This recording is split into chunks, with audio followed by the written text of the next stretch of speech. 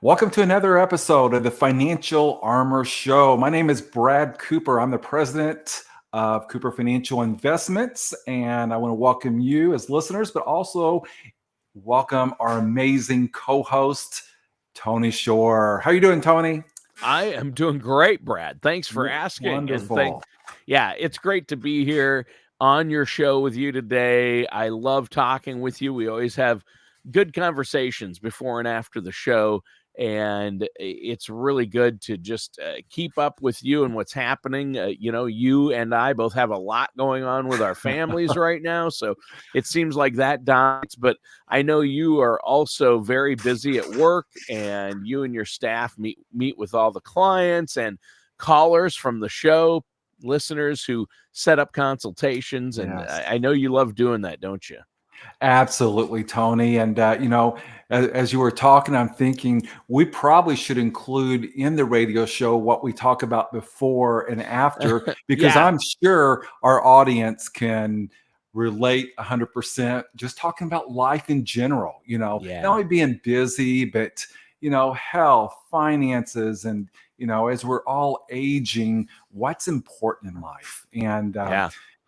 we talk a lot about money and retirement, and all that's important and very important when it comes to your health care and future health care costs that you may incur. But I think we both have had hours of conversations about, you can have all the money in the world, but if you don't have your health, you don't have anything. Right. Yeah, and as we get older, there are complications. We are talking about our family's health. My parents, are getting older. Dad's 80 and slowing down. So these things happen, but it's how you prepare for them as well. And I know you help not only yourself and your family with that, but so many Oh, other wow. families in our community, Brad. And I know that you it's a reward in and of itself being able to help people plan for their future, so they can make smooth transitions into retirement and throughout, right? Absolutely. And, not only, leading into retirement, during retirement, but, a lot of what we're going through, Tony, and I'm sure thousands, if not, millions of listeners out there are going through this or have went through this phase either with parents, grandparents. And that's one thing I love about what we do with our company, Cooper Financial. We have some of the best, I call them strategic partners that, whether there's transition specialists, attorneys, helping you when you're facing those very difficult decisions where you may have to sell your house, may have to move into assisted living, which we talked about, which we both are going through that with our parents, which Yeah. is a big transition. And then maybe you start with assisted living, then wow, where's the next step? Skilled, memory, and what does the spouse, that is the caretaker, which I can relate to, where do they, get help from? Where do they get, support from? And all this is what we communicate and help our clients with almost on a daily basis. Yeah. Yeah, exactly. And everything you're talking about here, Brad, is what our show is about today. And you told me you wanted to talk about balancing our finances and our fulfillment. So let's get into that. Let's talk about balancing finances with fulfillment. Where do you want to Absolutely. start with that? Sometimes easier said than done. That Right. whole balancing act, it Yeah. reminds me of the guy I saw uh, online here several years ago, a guy trying to spin 10, 12 plates at one time. And by the time Yep. he gets to one, it's about to fall, and just keep them spinning. That's the balance of life. But we're going to talk about the 10 secrets, or some of those, of a happy retirement. And, the first in this article that was written by ARP Magazine, which was very well written and put together. Working with a financial service professional can help you find balance between finances and fulfillment. And it's interesting, Tony, how many appointments I have throughout the month and throughout the year where I meet the people the first time. And I've asked, have you worked with a financial service professional before? And the answer a lot of times is no, Hmm. which is unfortunate. Right. Yeah. Yeah. You need to work with somebody like yourself to help achieve that balance, is what you're saying, between, doing the right thing with your finances, but also being able to reach the goals. And they go hand in hand, but, you do want to balance things out and be Absolutely. fulfilled. And right. You're right. And because there's so many moving parts, there's so many variables when it comes to financial planning, retirement, and where I get very frustrated with my industry, which I've been part of for 30 plus years. And I'm going to be very bold and direct. The majority of our industry, Tony, does not address every aspect, every risk, which we talked about in previous shows of retirement financial planning. They cover certain areas, which of course are important, but leaving out the other risk and other areas that are very important could lead you down a path of financial failure if you're not careful. So, working with a financial service professional, I'm going to take this a step further. Working with a financial planner that's a fiduciary that addresses every area from investments, taxes, financial planning, elder care planning, and the list goes on. You want to line your plan up with a team that will do that for you. So Yeah. that's the first step. The second was remain a bigger saver than you are a spender as you near retirement. And Yeah. you know, we've talked about that before. I can't believe that we're getting closer and closer to retirement age, even though what we do is fun and we probably won't ever retire for a long time. But for me personally, especially surviving the 20s, the 30s, the 40s, kids, mortgages, and all the expenses that come there, my focus and what I'm saving now for retirement is much greater and bigger than it ever has been because Yeah. I know 65, 70 is getting closer and closer. Yeah, it's the same. As we get older, we realize, hey, I probably should have been putting away a little more. I want to play catch up. And so I want to put away as much as possible. So that is important, though, leading up to retirement, that you're saving as much as possible. That's a great point. Yeah, and I see this probably every single day, whether it's online or in articles. What dollar amount do you need as far as nest egg to be able to retire? Is $1 million enough, or is $500,000 enough, or 10 million? You know, that's not a answer that any financial planner can give in black and white. Everyone's goals, everyone's dreams and objectives are different. I have a lot of clients that only had about $200,000 to their name when they retired. And they're living the best retirement ever. Why? Because they have amazing Social Security, they have amazing pensions, and they're debt free. But then on the flip side of that, I have clients that have $5, $10 million, Hmm. and that's what they need for their retirement because of their standard of living and the assets and the debt they may have. So it's identifying and working with a financial service professional, Tony, that can determine what nest egg you need that fits your retirement goals. Yeah. Yeah, that is important for balancing that finance with fulfillment in retirement. You're going to need to make sure you have enough saved and you know what that amount is you're going to need based on your goals. What is it going to take? And to figure all that out, you need to work with a fiduciary, like you say, somebody who's Right. going to be looking out for your best interest and look at the big picture. I'm glad you brought that up because there are so-called financial planners or professionals, and they're really focused on just the stock market or Right. just insurance or just this area. But you need somebody with a staff who's a fiduciary who's going to look at all the options and all of the possibilities and every aspect of the costs and other things with an overall retirement plan and financial strategy. So that's really good. What's another thing or another way to balance these out?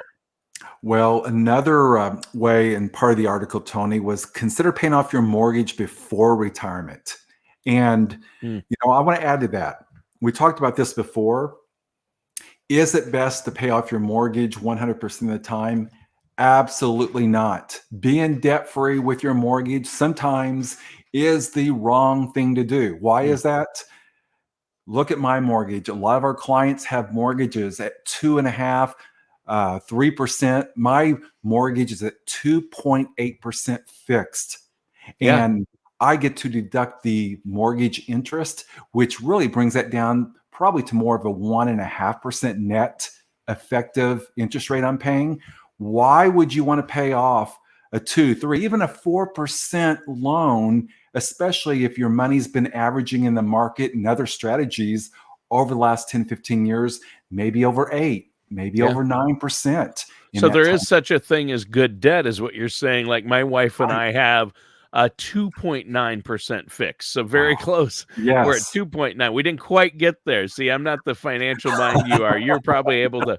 I probably could have gotten it if I had talked to you first, but I got a 2.9, Which is my all. wife and I, which is great. But people have said, oh, you want to be debt free. Use this money that you're saving for retirement to pay that off before you get to retirement. And I'm like, no, why wouldn't I want to use the bank's money to pay for my mortgage when my money's earning more than that, right? That's right. I just had this discussion last week, Tony. The same topic as far as paying off your mortgage. And I said, if there's one thing I want you to take away from our visit today and never forget, it's called OPM. So I looked at the husband, I looked at the wife, OPM, and they looked at me kind of weird. And then finally, other people's money? Bingo. You're using other people's money. That's what the wealthy have done for 100 Yeah. years. Yeah. And corporations are doing. Now, if you're paying 9, 10, 12%, and I'm sure a lot of our listeners remember the not so good old days where interest rates are double digit, Right. and different story, different conversation. Yeah. So, Yeah. It's like, why this guy who's worth $200 million, why did he take out a loan to build a new house or start a new company? Why does he still do that? And I have asked that before. I had asked that question. It's because, well, I can get, this is back, of course, when interest rates were around zero. And he goes, I'm going to use other people's money. I want to leave mine in there earning. I'm going to be earning on my money. Yeah. So yep. because I can earn more than I'm paying in interest. And I think I shared this a few weeks ago. We went and bought a new car, and I was going to pay cash.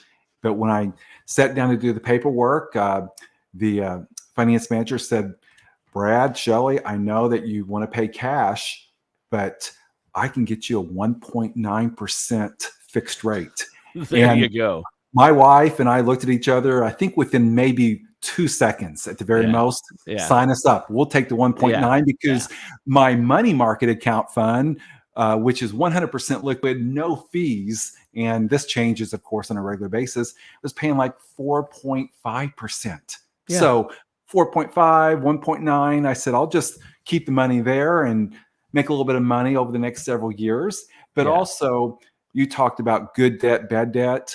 This is good debt. And just to let people know that, are so, I guess, sold out on being debt free, which 100% debt free is good, debt-free. 100%. Yep. You're really debt free. I'm really debt free in my car because on any given day, I could go into my bank, And pay online off bank, the hit a amount. button and pay it off just like that.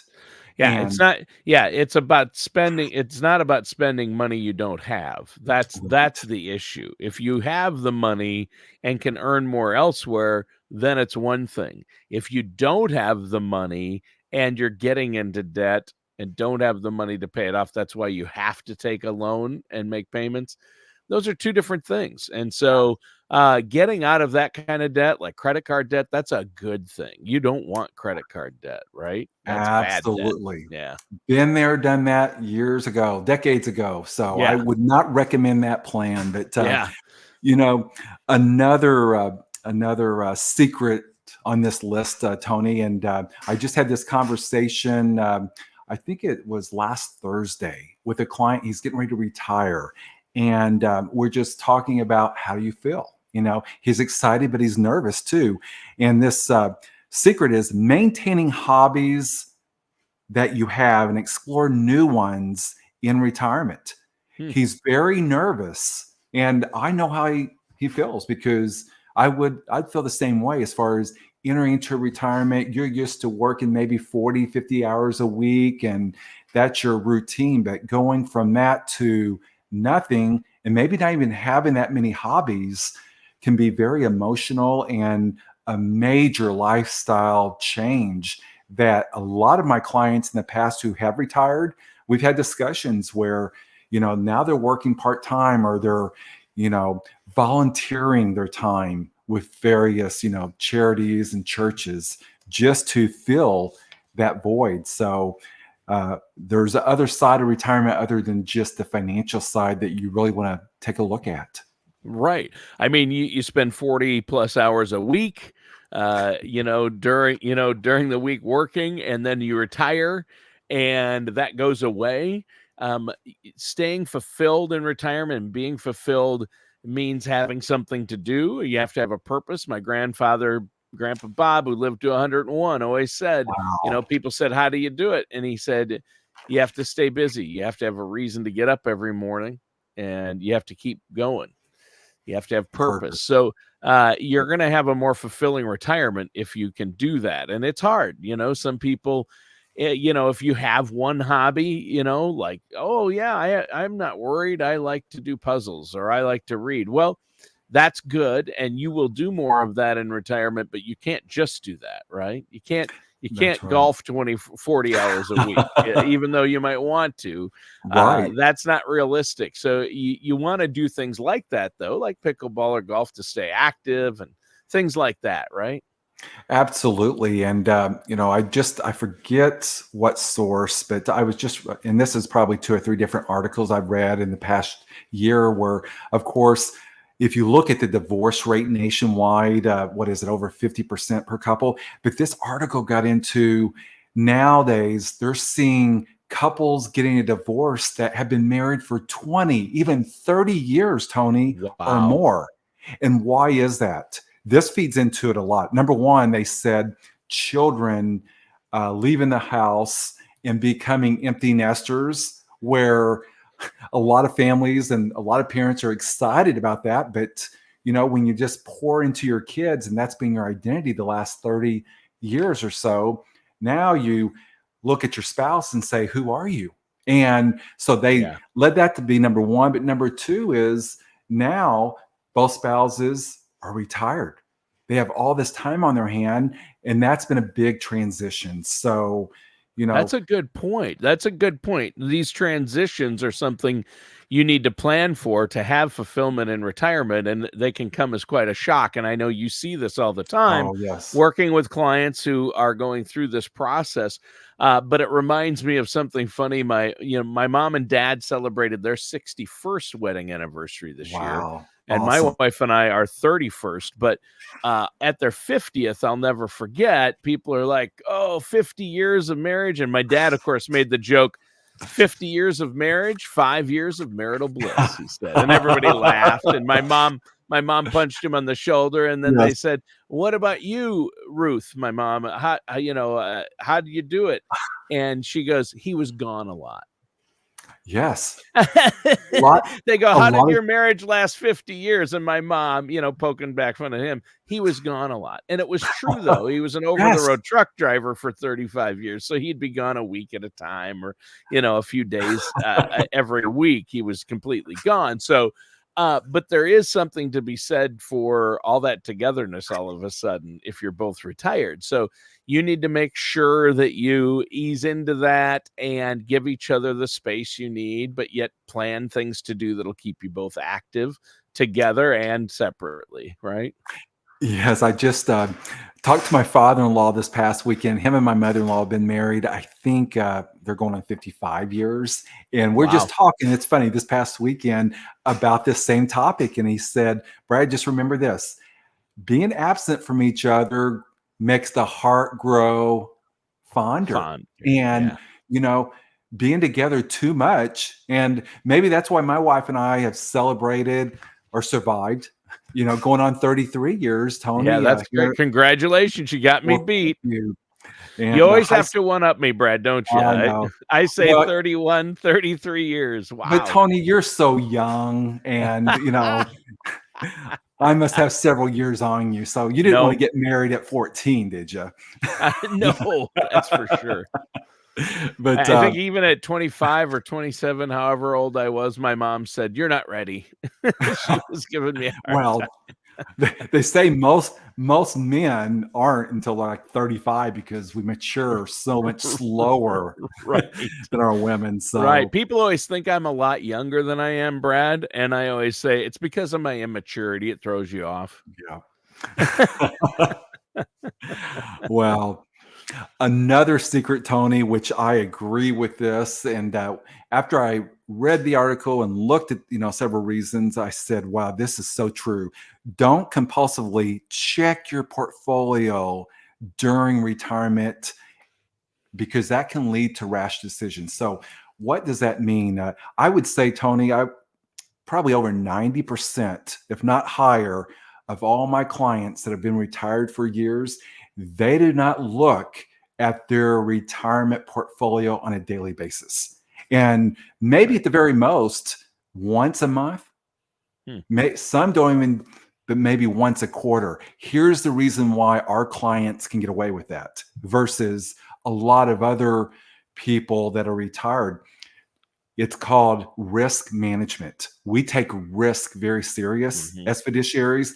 And when we identify our client's risk, they're in different strategies that will allow them protection. Some of our strategies offer guarantees, some conservative risk, some moderate, but blended together, whether the market goes up, whether the market goes down, they're not going to be a victim of like a lot of investors were back in 2008, 2009. So that helps, number one, Brad Cooper sleep better at night. But number two, it helps them sleep better at night and enjoy retirement more so than just being stressed out about, oh my gosh, I lost $1,000 today. I made 500, yesterday or whatever. Mhm. So Yeah. but understand, have an overview, and I'll just add to this because this is what I encourage our clients to do. Meet with your financial service professional as often as you want. Sometimes that's once a year, twice a year, quarterly, and I don't care if you have $50,000 to your name or 50 million to your name. Your financial service professional, your team that you work with should always fit you in and meet with you in a timely manner, of course, whenever you want to meet, because things change. The markets change, tax laws change, estate planning laws change. It's so important to keep that communication open with your financial professional. Yeah, well put. I like to meet with you once a week, Brad. Once a year. That's I right. I'm here every week, and I enjoy it. I really the education I get from you and the help is fantastic because of this. Being able to do the show with you is an excellent opportunity for me, and I can see that. You want to meet at least once a year, though, right? I mean, Oh, that's a minimum. absolutely. Yeah, that's a minimum. Minimum. And that's the fun part. What we do, Tony, and the education, and the reason why we are successful is, not only our age, but the years we put in, but more Sure. importantly, it's the people that we surround ourselves with. I learned many, many years ago, it seems like several decades ago, my sport in high school and college was basketball. I love basketball. I love playing. And I realized, especially in high school and college, the only way Brad Cooper was going to be a better player was to play against people better and smarter.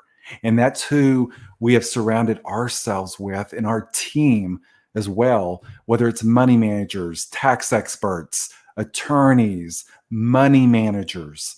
The list goes on.